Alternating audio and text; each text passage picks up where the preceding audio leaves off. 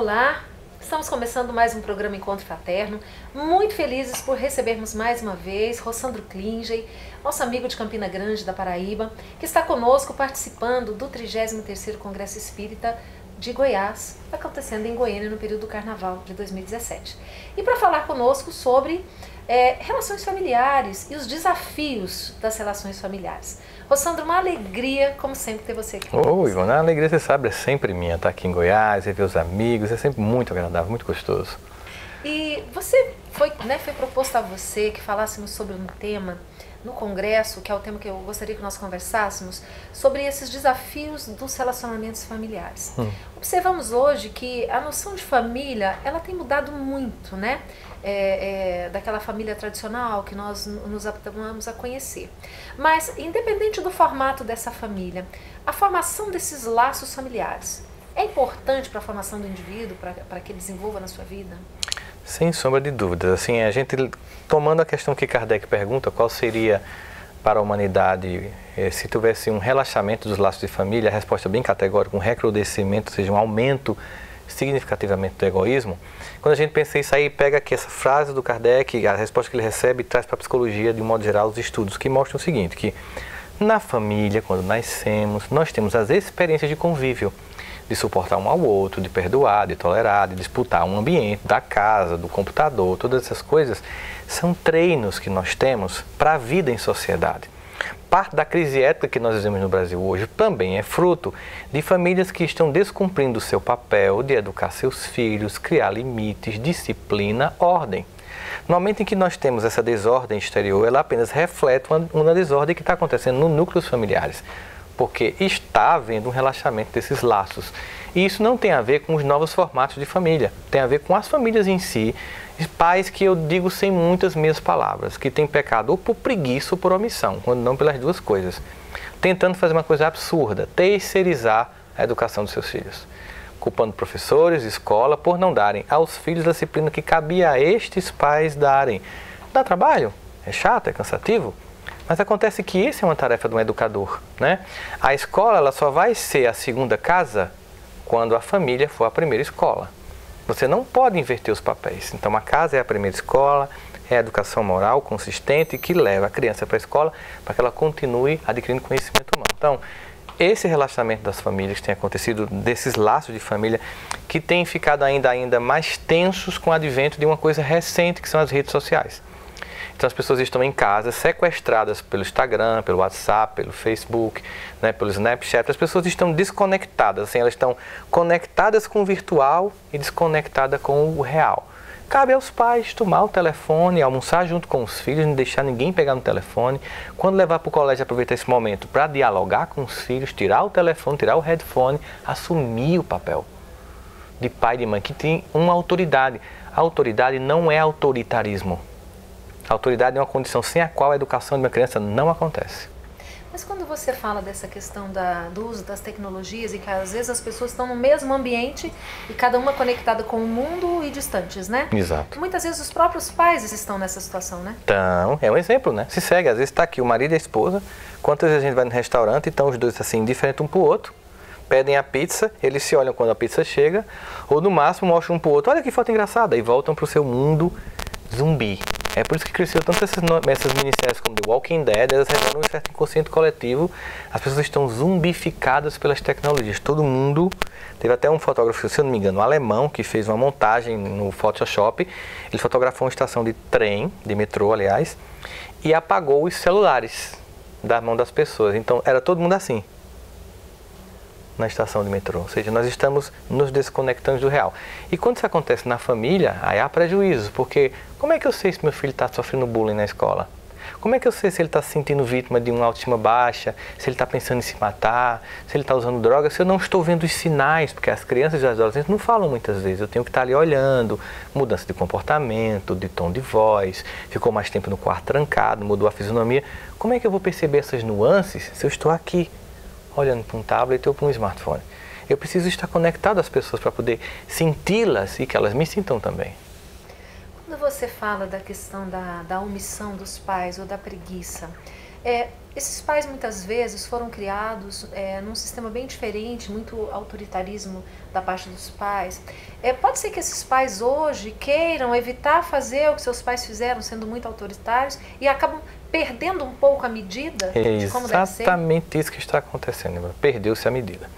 Eu sempre digo para pais que foram criados por pais autoritários: você está aqui, seu filho escolheu numa boa escola, você está procurando ajuda terapêutica, você pode pagar, então a educação dos seus pais não foi tão ruim assim. Você deu certo. Você pode corrigir na educação dos seus filhos. O que a gente tem que aprender? Existe um ganho. Hoje a relação entre os pais ela é mais harmônica, um diálogo que não havia no passado.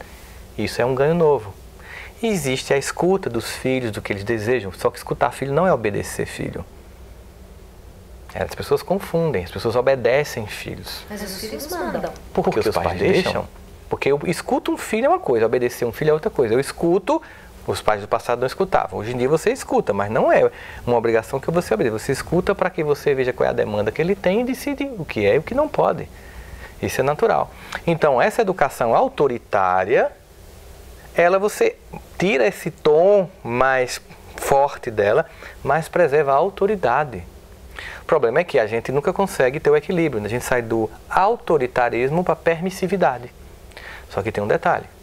Uma educação autoritária ela é complexa, sim. Ela pode gerar algum trauma? Pode. Mas o indivíduo, como a gente costuma dizer lá na Paraíba, dá pra gente. É um ser humano viável, profissional, intelectualmente e moralmente. A educação permissiva, ela destrói o ego e a capacidade do indivíduo de gerenciar a sua própria existência.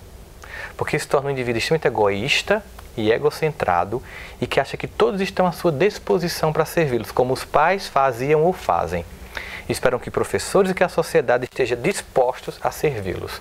E você desestrutura. Isso é tão sério que na formatação da psicanálise, Freud chamou isso de uma formação reativa. É um tipo de amor que na verdade é ódio, porque um amor que destrói não pode ser amor. Olha só. Vocês viram que o assunto é muito importante, muito interessante. Nós vamos parar para um breve intervalo, mas daqui a pouquinho nós continuaremos a nossa conversa com o Rossandro. Até já.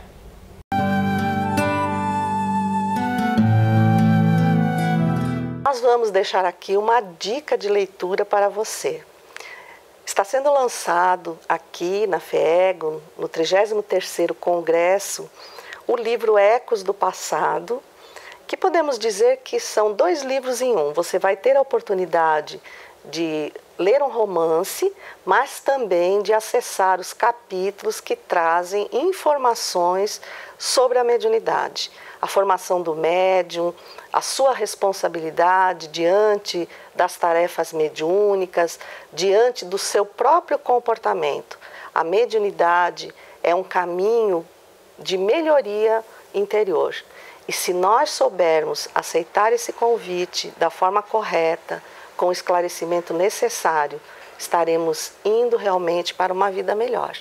Eu convido você a mergulhar em Ecos do Passado, dinâmica de uma reunião mediúnica. Boa leitura!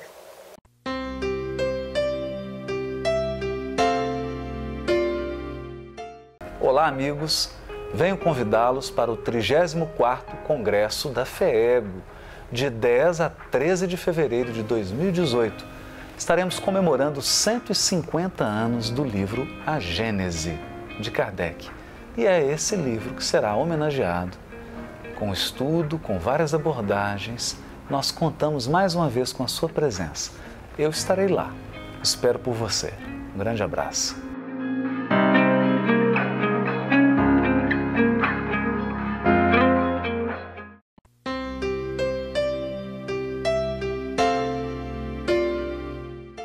Estamos de volta falando hoje sobre os desafios nas relações familiares com Rossandro Klinger.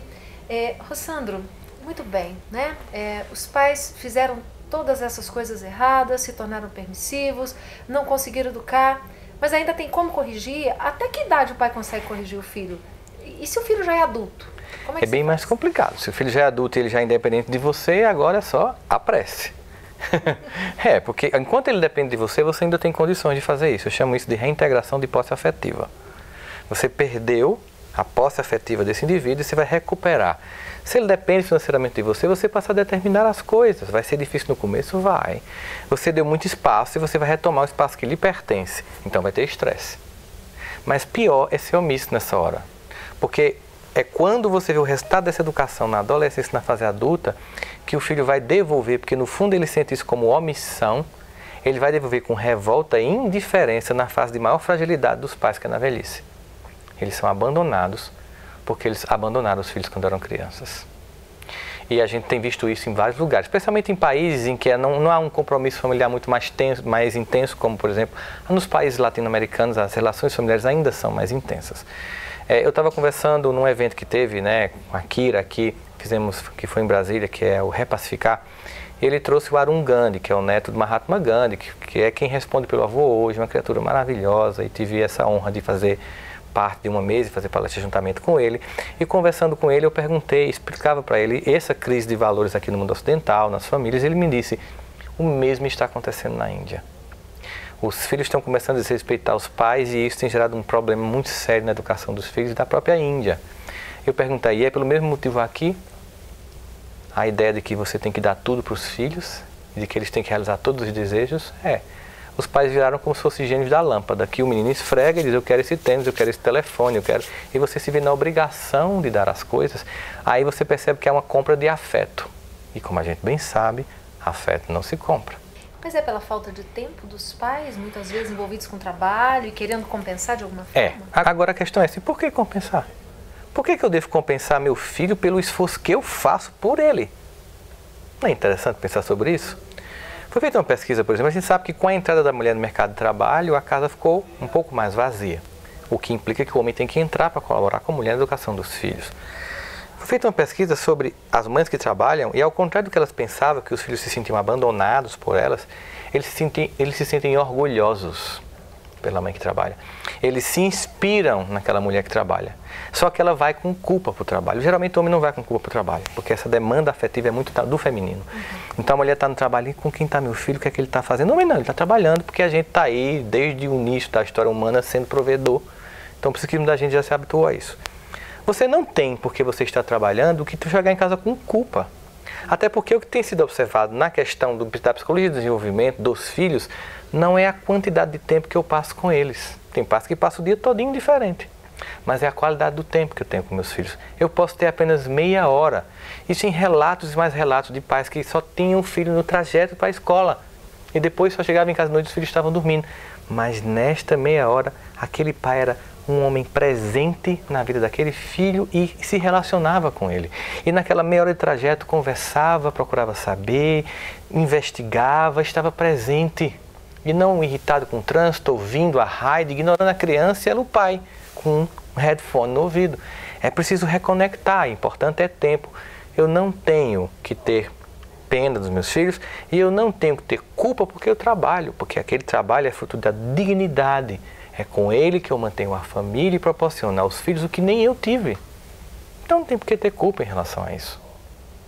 E com relação aos conflitos familiares, por exemplo, muitas vezes nós temos dentro de casa pais e filhos que não combinam, a esposa que vê o marido que não combina com o filho e às vezes o contrário, quer dizer, a gente percebe que muitas vezes parecem que nós somos inimigos dentro do lar. Não é? Como lidar com essa situação, como pais, como mães? A primeira coisa que é importante é que a gente tem que aceitar que o lar é um lugar de pessoas diferentes. Nós não podemos pasteurizar as personalidades. Quando nós temos os amores se, são amores infantis. Eu só amo você se você torcer pelo meu time de futebol, se você tiver a minha religião, se você gostar das mesmas músicas que eu gosto. Tem um amor adolescente, é natural. Ela gosta das mesmas músicas que eu gosto. Né? Então, é um amor... Quando a gente vai para um relacionamento de casamento, eu tenho que ir apesar de. Porque ninguém é completo. Ninguém está completamente disponível com todas as coisas que eu queria numa mulher idealizada, num homem idealizado. Isso não existe. Isso vira uma pressão. E termina que casamentos que são casamentos felizes, porque se compara com situações idealizadas, passam a ser vistos como casamentos problemáticos. A ideia de que não tem conflito, tem conflito. Quem mais atinge a gente, assim, na jugular é quem ama a gente, porque conhece a gente tá aqui na palma da mão. Quem sabe dizer aquela frasezinha ferina, assim, pá, que você tem vontade de pular no pescoço, é quem ama você. Mas olha, a gente não pode ter uma fotografia daquele momento. O ressentimento vem da fotografia. No momento que você me machucou, eu pá, chapei e fico olhando. Vida a dois é um filme que vai passando. Eu tenho que comparar todo o processo e não um momento infeliz do dia que você estava mal e que descontou em mim. É completamente natural que a gente desconte em quem está perto. Quem está perto, família.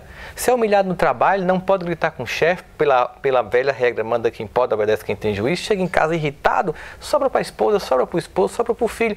Isso é humano. Isso não determina a falta de amor, determina a humanidade das pessoas que se estressam, que se angustiam, né? Então é necessário que a gente veja as pessoas como elas são humanos, falham, agridem, mas tem um projeto a dois, tem um projeto de se amar, estar junto, superar essas possibilidades e estar sempre num processo de não querer dar uma de santo e não querer enxergar as suas próprias deficiências. Você começa a ter harmonia na família quando o indivíduo deixa de acusar e passa a se perceber como alguém que falha. Quando a gente se percebe como alguém que falha, a gente passa a ser mais tolerante com o outro. Por isso que Jesus propôs a todo mundo aquela velha experiência psicológica. Você quer apedrejar essa mulher? Faça o seguinte, faça um checklist interno agora e pergunte se você nunca errou.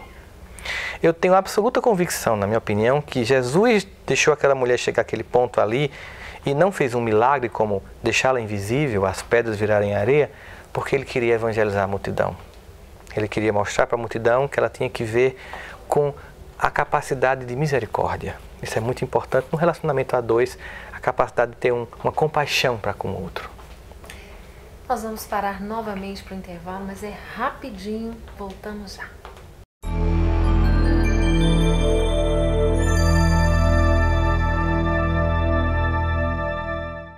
Olá, quadro Tira Dúvidas do programa Encontro Fraterno. Você conosco através das perguntas que você encaminha para o nosso e-mail tiraduvidas@feego.org.br. Euzi, uma questão de extrema importância. Ante os processos de enfermidade, a expectativa de cura, qual o remédio? O melhor remédio? O melhor remédio para você se curar das suas mazelas.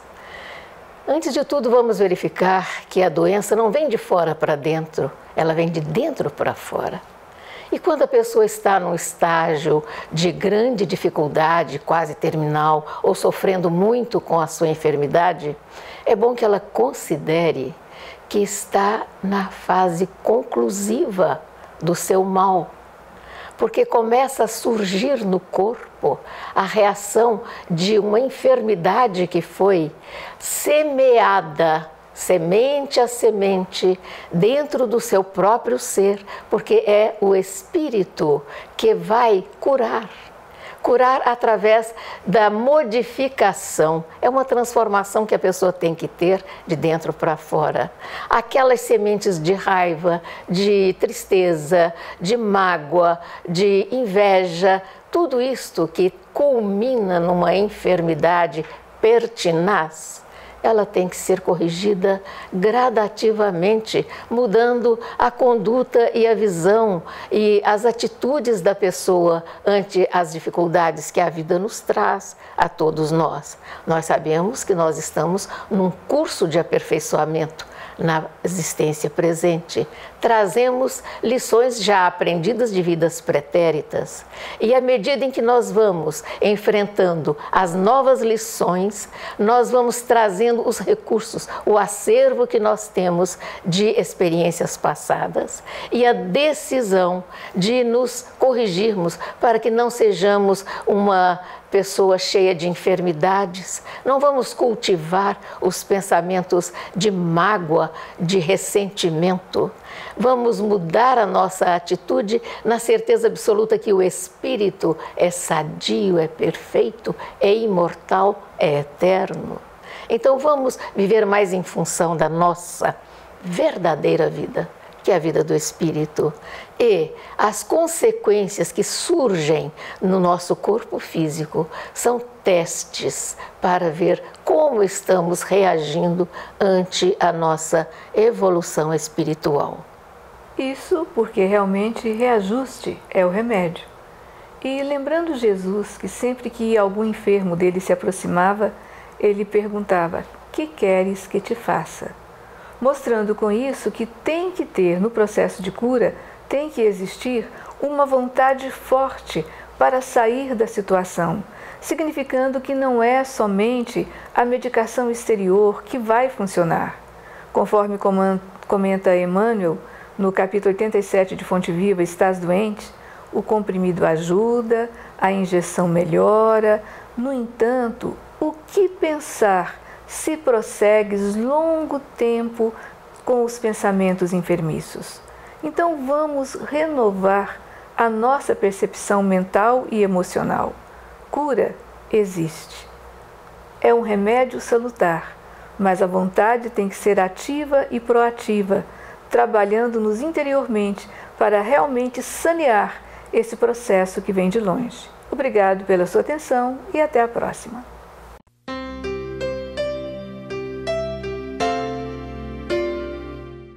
Olá, amigos. A ONG Fraternidade Sem Fronteiras faz um trabalho de acolhimento a crianças órfãs e idosos vulneráveis nas aldeias de Moçambique e também em Madagascar. Um trabalho que já dura 6 anos e acolhe hoje 9.000 crianças e pessoas necessitadas em estados de extrema miséria, dando a oportunidade de ter um futuro. Através dos seus centros de acolhimento, a ONG oferece higiene, reforço educacional, projeto cultural e alimentação para aqueles que necessitam. Todo este trabalho é feito no sistema de apadrinhamento. Com apenas R$50 mensais, você pode mudar a vida de uma criança necessitada em Moçambique. Através do site Fraternidade Sem Fronteiras, você pode se cadastrar e fazer parte desta família do amor sem fronteiras, deste coração que acolhe e vive a fraternidade. Venha conhecer este trabalho e seja também você aquele que vive a mudança que quer ver no mundo.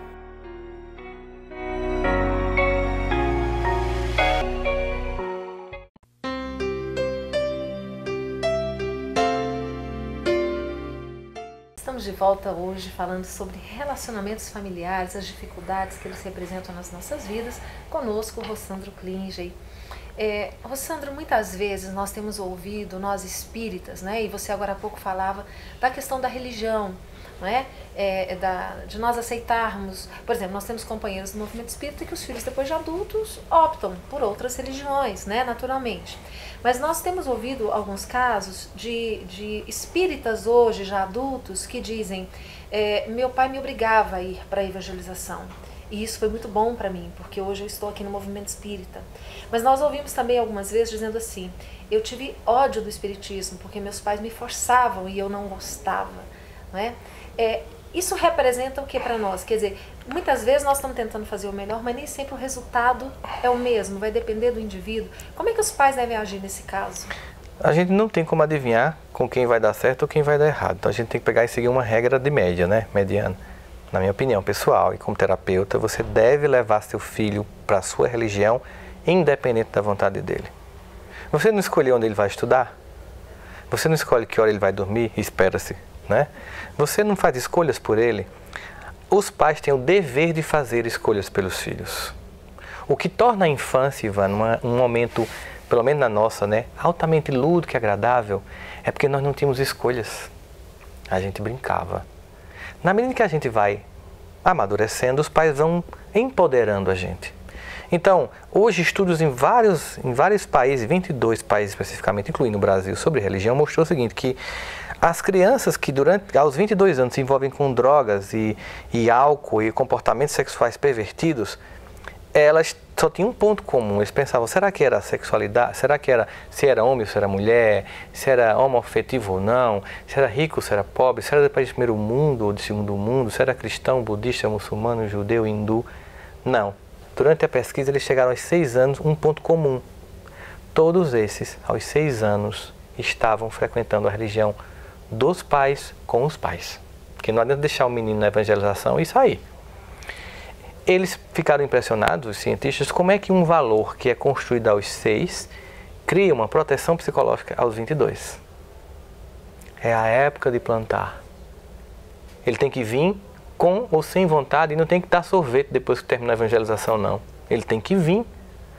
Se um ou outro vai ficar com raiva, ele pode até ficar com raiva daquela religião específica, mas ele vai ter conhecido Deus. Ele pode até ir para outra religião, mas ele vai buscar o mesmo Deus. Isso é o que é importante. Isso é o que é mais mágico e fundamental. Então, nós temos um papel a cumprir, de fato, de levar valores para as crianças e levá-las para frequentar as suas religiões. É importantíssimo isso. Hoje nós sabemos também que as famílias, de maneira geral, se preocupam muito com o envolvimento das suas crianças, dos seus jovens, com a questão da drogadição, né? Que as drogas, elas são uma grande preocupação. Que conselho você dá hoje para os pais que estão enfrentando esse problema na família, né? Que já constataram que tem um filho envolvido com essa questão da drogadição? Como lidar com essa situação? Existem grupos de apoio que são fundamentais para os pais. Grupos de apoio de pais que têm filhos drogados. Ajuda esse compartilhamento. É necessário ajuda medicamentosa para você tirar a ansiedade do uso da droga. Então, o acompanhamento psiquiátrico é muito importante. É importante o acompanhamento psicológico também com terapeutas especializados em atendimento de drogadiços. Mas, fundamentalmente, é preciso pedir ajuda a Deus. É preciso orar pelos filhos. É preciso fazer preces, rezar, como cada religião dá o nome. É preciso pedir ao Pai maior e perfeito que nos ajude nesse processo. Porque o importante é tentar prevenir, né? Então, abra o Facebook do seu filho, não deixe ele ter senha no WhatsApp, investigue, abra o quarto, privacidade, só tem quem pode pagar por ela. A casa é sua, o quarto é seu, a internet é sua, o telefone dele você pagou. Assuma seu papel de pai e de mãe, assuma o poder que Deus lhe deu, investigue, porque se você ficar lá dando privacidade, um dia quando você abrir tem uma pedra de crack dentro do quarto do menino. Mas se já passou isso e você está nessa condição, aqui não é para se julgar, é sempre para acolher. Busque ajuda. Chega no quarto do teu filho e na ausência dele, coloca a mão na cama onde ele dorme e intercede pelo teu filho. Veja o poder de um pai e de uma mãe pedindo a Deus misericórdia, pedindo perdão pelo erro que cometeu de não ter sido tão mais presente, e o filho está naquele momento, o filho pródigo retorna pelo amor. Mesmo que doa, mesmo que sofra, não desiste, fica lá intenso, num processo que inclua a presença de Deus como uma chama viva que, além de todos esses tratamentos que têm limitações, pode realmente ser a grande chave da transformação do filho, em que você está consistentemente buscando a ajuda da sua religião, seja evangélico, católico, espírita, buscando a ajuda dos seus pares em fé, para que eles lhe fortaleçam, para que você vivencie essa grande experiência de deserto, que é ter um filho drogado em casa. É muito doloroso. Quando você fala da importância, então, dessa intercessão, dessa oração, nós poderíamos considerar que a prática do Evangelho no lar, independente da religião que a pessoa tenha, ela é também, além de preventiva, ela pode ser curativa? Com certeza. Eu acho até que você está com um filho numa condição dessa, o Evangelho não deve ser mais semanal, deve ser diário. Você está em guerra espiritual. Existe um filho que está sob ataque. Então, eu lembro muito de Emmanuel, não é de Emmanuel, é Lao Tse que diz: pagai o mal com o bem, porque o mal é invulnerável no ataque e nunca perde na defesa. Então, o bem representa aí o amor, ou seja, você vai ter hora que você vai se irritar, vai dizer que você está acabando com a nossa vida, com a sua família, é humano, é normal isso acontecer. Mas quando estiver melhor, mais calmo, prece, oração, constância da presença de Deus na nossa vida, ter intimidade no relacionamento com Deus. E dizer: Pai, olha, eu errei com o filho que tu me deu. Ou eu não sei onde foi que eu errei, mas me ajuda a resgatar, porque ele antes de tudo é teu filho. Tu conhece eles mais do que eu. Me ajuda nessa batalha para que todos saiam vitoriosos. E não tem como diz Jesus, quando nós pedirmos, quando nós batermos, nós acharemos. Que bom. Nosso tempo, infelizmente, acabou. Nós queremos te agradecer muito por estar conosco nesse congresso, por estar conosco aqui no nosso programa Encontro Fraterno. Eu que agradeço. Sempre uma alegria vir aqui ao encontro, 33º Congresso de Iguais. Eu já me sinto em casa, você sabe disso, né? Já me sinto muito feliz de estar aqui. Esse é um carnaval único, diferente, que eu convido a vocês a terem a oportunidade de um dia vir aqui para sentir essa atmosfera. Nós estamos providenciando já o título de cidadão goiano para o Rossandro, porque é muito querido realmente. E nós agradecemos a você que nos acompanha todas as semanas. Fiquem com Deus e até semana que vem.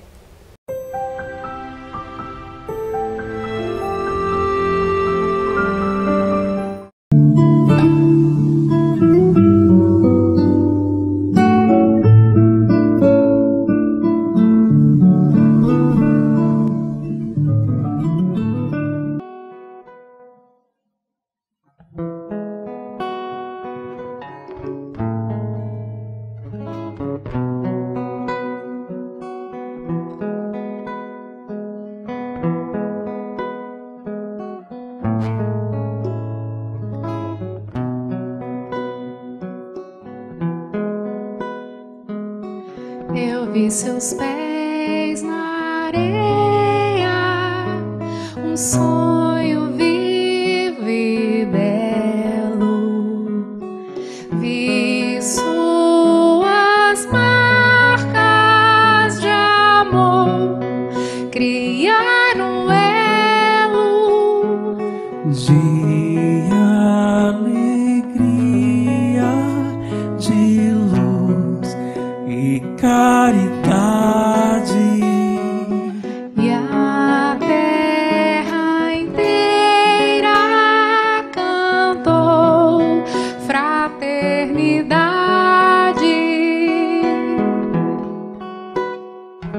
passou ali na tela, na mente os seus passos por toda a Galileia, parábolas e atos. passou o filho pródigo, a força dos talentos, o bom semeador e o calar dos ventos.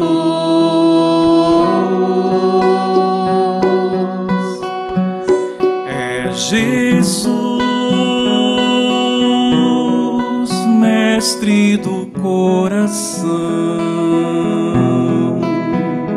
da ciência do Pai, do amor, do perdão.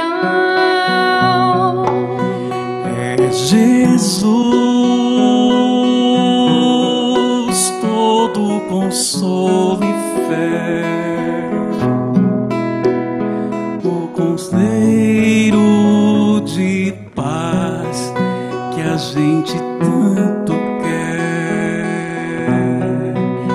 É Jesus, mestre do coração, da ciência do Pai, do amor, do perdão. É Jesus, todo consolo e fé,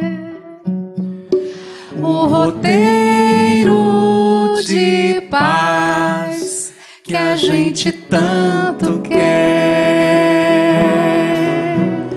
O roteiro de paz que a gente tanto quer. O roteiro de paz que a gente tanto quer.